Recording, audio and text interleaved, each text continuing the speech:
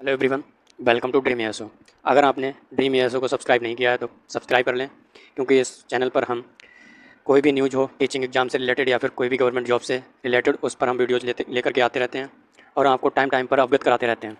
इस वीडियो में हम बात करेंगे कि मेरी क्या स्ट्रेटजी रही थी, किस स्ट्रेटजी से और कैसे मैंने यूपी टेट एग्ज़ाम 2021 में जो हुआ था जनवरी में उसको, और जो सी टेट 2022 था उसको कैसे फर्स्ट अटैम्प्ट में क्वालिफाई किया बिना कोचिंग के। तो आप भी कर सकते हो बिना कोचिंग के, अगर आप सही रणनीति से, अगर सही स्ट्रैटेजी से काम करते हो अपनी पढ़ाई पर। तो सबसे पहले बात करते हैं कि यूपी टेट में मेरे जो नंबर थे, जो पेपर 1 है पीआरटी के लिए जो होता है उसमें 115 मार्क्स थे, और पेपर 2 जो था उसमें 100 मार्क्स थे। क्योंकि ये दोनों पेपर दिए थे क्योंकि मैं बीएड कर रहा था उस टाइम पे। जब मैंने एग्ज़ाम दिया तो मैं अपेयरिंग में था बीएड के। बीएड कंप्लीट जो मेरा हुआ वो 2022 में हुआ। तो दोनों पेपर जो मैंने दिए वो अपेयरिंग में दिए, चाहे वो यूपी टेट पेपर 1 पेपर 2 हो या सी टेट पेपर 1 या पेपर 2 हो। जो मेरी स्ट्रैटेजी थी इसको अगर मैं बताऊं तो मैं सुबह मॉर्निंग में 7 बजे से पढ़ने बैठ जाता था और 2 बजे तक पढ़ता था, दोपहर के 2 बजे तक। उसमें मैं क्या क्या पढ़ता था, नोट्स अपने आप से बनाता था, अपने खुद के हैंड रिटन नोट्स। और ये जो मैं बता रहा हूँ ये मैंने कोई भी कोचिंग नहीं ली थी, विदाउट कोचिंग 115 नंबर लेकर के आया था मैं। ये जो नोट्स बनाना, नए नए टॉपिक्स को पढ़ना और सीडीपी के लिए मैंने कहाँ से पढ़ा, ये सब इस वीडियो में हम बताएंगे कैसे मैंने कहाँ से तैयारी की। जो 2021 और 22 का टाइम था उस टाइम पर मैं होम ट्यूशन दिया करता था। होम ट्यूशन को मैंने दिया 2020 से, और 2022 तक मैं होम ट्यूशन दिया करता था सीबीएसई बोर्ड के बच्चों के लिए।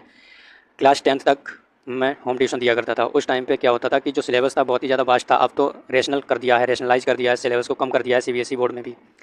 जो बुक्स थी मैंने ऑल टोटल बुक्स एनसीईआरटी को पढ़ा और वहीं से नोट्स बनाए मैंने।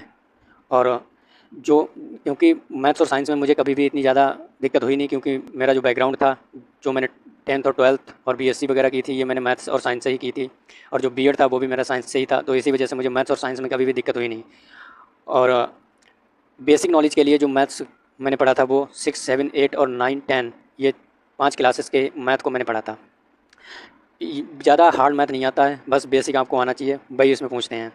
साइंस 6, 7, 8, 9, 10 ये जो एनसीईआरटीज़ थी इन्हीं को मैंने पढ़ा था।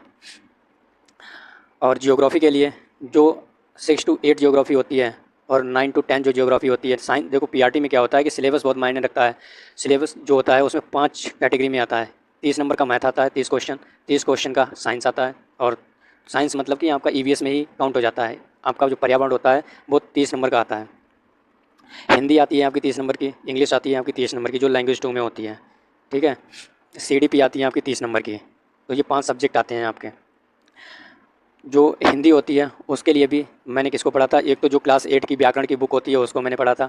पूरी बुक जो क्लास 8 की ग्रामर की थी, व्याकरण की थी, उसको मैंने पढ़ा था। इसके अलावा आदित्य पब्लिकेशन की एक कंपटीशन के लिए बुक आती है, आदित्य पब्लिकेशन की, उसको मैंने पढ़ा था। इसमें आपको प्रैक्टिस करने के लिए क्वेश्चन बहुत ज़्यादा मिल जाते हैं।